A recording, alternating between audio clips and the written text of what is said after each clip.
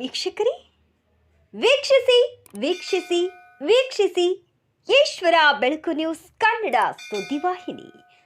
ವೀಕ್ಷಿಸಿ, ಮೊದಲಿಗೆ ಸಬ್ಸ್ಕ್ರೈಬರ್ ಮಾಡಿ, ಶೇರ್ ಮಾಡಿ, ಕಮೆಂಟ್ ಮಾಡಿ, ಒಂದು ಲೈಕ್ ನೀಡಿ, ಬೆಲ್ ಐಕಾನ್ನ ಕ್ಲಿಕ್ ಮಾಡಿ. ನಮಸ್ಕಾರಗಳು. ಬೀದರ್ ಪಟ್ಟಣದಲ್ಲಿ ಪಾಂಡುರಂಗ ಪಾಂಚಾಳವರಿಂದ ಗಿಡ ಮರ ಸರ್ವನಾಶ. ಅದು ನಮ್ಮ ಬೀದರ್ ಜಿಲ್ಲೆಯಲ್ಲಿ ನಡೆದಿರುವ ಘಟನೆ. ಕರ್ನಾಟಕ ಸರ್ಕಾರದ ಅರಣ್ಯ ಸಚಿವರು, ಬೀದರ್ ಜಿಲ್ಲಾ ಉಸ್ತುವಾರಿ ಸಚಿವರಾದ ಈಶ್ವರ್ ಬಿ ಖಂಡ್ರೆಯವರ ತವರು ಊರಲ್ಲೇ ಮರಗಳನ್ನು ಕಡೆದು ನಾಶ ಮಾಡಿರುವುದು ಈ ವಿಡಿಯೋದಲ್ಲಿ ನೋಡಬಹುದು. ಮಾನ್ಯ ಅರಣ್ಯ ಸಚಿವರು ಕಟ್ಟುನಿಟ್ಟು ಆದೇಶ ಹೊರಡಿಸಿದ್ದರು. ಅವರ ಆದೇಶವನ್ನು ಲೆಕ್ಕಿಸದೆ ಬೀದರಿನ ಅರಣ್ಯ ಅಧಿಕಾರಿಯಾದ ವಿಜಯಕುಮಾರ್ ಅವರು ಮರದ ಕೊಂಬೆ ಕಡಿಯುವುದಕ್ಕೆ ಅನುಮತಿ ನೀಡಿದ್ದಾರೆ. ಆದರೆ ಆ ಅನುಮತಿ ಪಡೆದಿರುವ ವ್ಯಕ್ತಿಯನ್ನು ಆ ಮರವನ್ನೇ ಬುಡ ಸಮೇತ ಕಡಿದು ಹಾಕಿ ಸರ್ವನಾಶ ಮಾಡಿರುತ್ತಾನೆ. ಅರಣ್ಯ ಅಧಿಕಾರಿಗಳು ಹಾಗೂ ಅರಣ್ಯ ಸಚಿವರು ಗಿಡಗಳು ಹಾಗೂ ಮರಗಳನ್ನು ಎಷ್ಟು ಸೂಕ್ಷ್ಮ ರೀತಿಯಲ್ಲಿ ಕಾಪಾಡಿಕೊಂಡು ಬರುತ್ತಿರುವುದು ನಮ್ಮ ಬೀದರ್ ಜಿಲ್ಲೆಯ ಕಿರೀಟವಾಗಿದೆ.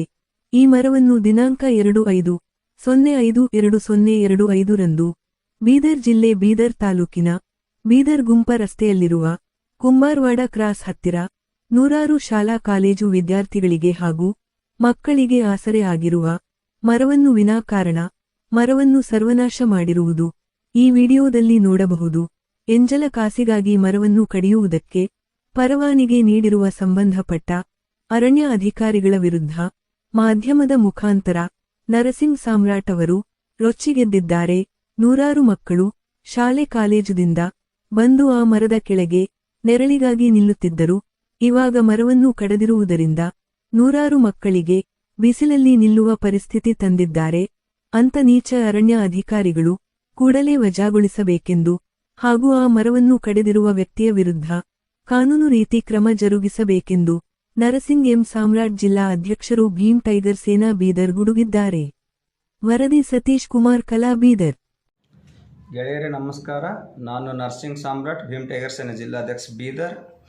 ಈ ಒಂದು ವಿಡಿಯೋ ಮಾಡೋ ಉದ್ದೇಶವೇನೆಂದರೆ, ಬೀದರ್ ಜಿಲ್ಲಾ ಬೀದರ್ ತಾಲೂಕಿನ ಗುಂಪಾ ರಸ್ತೆ ಕುಂಬಾರವಾಡ ಕ್ರಾಸ್ ಹತ್ತಿರ ಶಾಲೆ ಮಕ್ಕಳಿಗೆ ಹಾಗೂ ಕೂಲಿ ಕಾರ್ಮಿಕರಿಗೆ ನೆರಳಾಗಿರುವ ಮರವನ್ನು ವಿನಾಕಾರಣ ಕಡಿದಿರುವ ವ್ಯಕ್ತಿ ಮೇಲೆ ಸೂಕ್ತ ಕಾನೂನು ಕ್ರಮ ಕೈಗೊಳ್ಳಬೇಕು ಮತ್ತು ಈ ಗಿಡವನ್ನು ಕಡಿಯೋದಕ್ಕೆ ಆದೇಶ ನೀಡಿರುವ ಅರಣ್ಯ ಅಧಿಕಾರಿ ಯಾರೇ ಇರಲಿ ಅವರು ಅಮಾನತು ಮಾಡಬೇಕು ಅವರನ್ನು.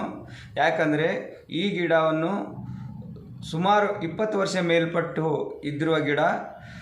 ಸಾವಿರಾರು ಮಕ್ಕಳು ಶಾಲೆ ಕಾಲೇಜಿನಿಂದ ಬಂದು ಆ ಮರದ ಕೆಳಗೆ ನಿಂತು ಬಸ್ಸಿಗಾಗಿ ಕಾಯ್ತಾ ಇದ್ದರು. ಅಂಥ ಮರವನ್ನು ವಿನಾಕಾರಣ ಕಡಿಯೋದಕ್ಕೆ ಪರವಾನಗಿ ನೀಡಿರುವ ಅಧಿಕಾರಿಗಳು ಮತ್ತು ಈ ಗಿಡ ಕಡಿಯೋದಕ್ಕೆ ಯಾವ ಆಧಾರದ ಮೇಲೆ ಪರವಾನಗಿ ಕೊಟ್ಟಿದ್ದಾರೆ, ಈ ಗಿಡದಿಂದ ಯಾರಿಗೆ ತೊಂದರೆ ಇತ್ತು ಮತ್ತು ಈ ಗಿಡಗಳನ್ನು ಹಚ್ಚುವುದಕ್ಕೆ ನಮ್ಮ ಬೀದರ್ ಜಿಲ್ಲೆಯ DFO ಮೇಡಮ್ ಅವರು ಹಗಲು ರಾತ್ರಿ ಕಷ್ಟಪಟ್ಟು ಗಿಡಗಳನ್ನು ಹಚ್ಚುತ್ತಾ ಇದ್ದಾರೆ.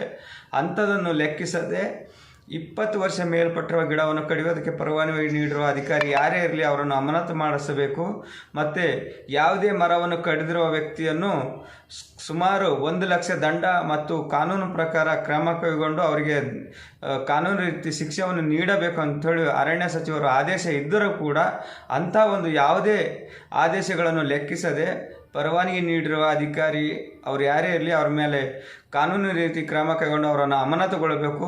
ಮತ್ತು ಗಿಡವನ್ನು ಕಡಿದಿದ್ದಾರೆ ಎಂದು ನಾನು ಬೀದರ್ನ RFO ಆದಂಥ ವಿಜಯಕುಮಾರ್ ಜಾಧವ್ ಅವರಿಗೆ ದೂರವಾಣಿ ಮುಖಾಂತರ ಮಾತಾಡಿದರೆ, ಇಲ್ಲ ರೀ, ಆ ಗಿಡವನ್ನು ಪಂಟಿಯನ್ನು ಕಡಿಯೋದಕ್ಕೆ ನಾವು ಪರವಾನಗಿ ಕೊಟ್ಟಿದ್ದೇವೆ ಅಂತ ಹೇಳಿದ್ದಾರೆ. ಆದರೆ ಮಾನ್ಯ RFO ಅವರೇ, ತಾವು ಹೋಗಿ ನೋಡಬೇಕಾಗಿತ್ತು. ನೋಡಿ ಯಾವ ಪಂಟಿಯಿಂದ ಯಾರಿಗೆ ಅನಾಹುತ ಆಗುವ ಚಾನ್ಸ್ ಇದೆ ಅಂತ ತಾವು ಗಮನ ಹರಿಸಿ ಈ ಒಂದು ಪಂಟಿಯನ್ನು ಕಡಿಯೋದಕ್ಕೆ ತಾವು ಮುಂದುಗಡೆ ನಿಂತು ಗಿಡವನ್ನು ಕಡಿಸಬೇಕು. ಅದು ಯಾವುದು ತಾವು ಮಾಡಿಲ್ಲ. ತಾವು ಯಾವುದೋ ಒಂದು ಆಸೆ ಆಕಾಂಕ್ಷೆಗಾಗಿ ಈ ಗಿಡವನ್ನು ಕಡಿಯೋದಕ್ಕೆ ಹಚ್ಚಿರಂತೆ ನಾನು ಭಾವಿಸುತ್ತೇನೆ. ಅದಕ್ಕಾಗಿ ಎಲ್ಲ TV ಮತ್ತು ಪತ್ರಕರ್ತ ಬಾಂಧವರಲ್ಲಿ ನಾನು ಕಳಕಳಿಯ ಮನವಿ ಮಾಡ್ತೇನೆ.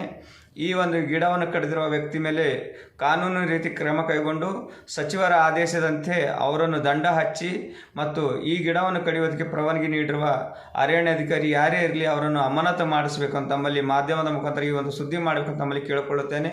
ನಾನು ನರಸಿಂಗ್ ಸಾಮ್ರಾಟ್ ಭೀಮ್ ಟೈಗರ್ ಸೇನಾ ಜಿಲ್ಲಾಧ್ಯಕ್ಷ ಬೀದರ್.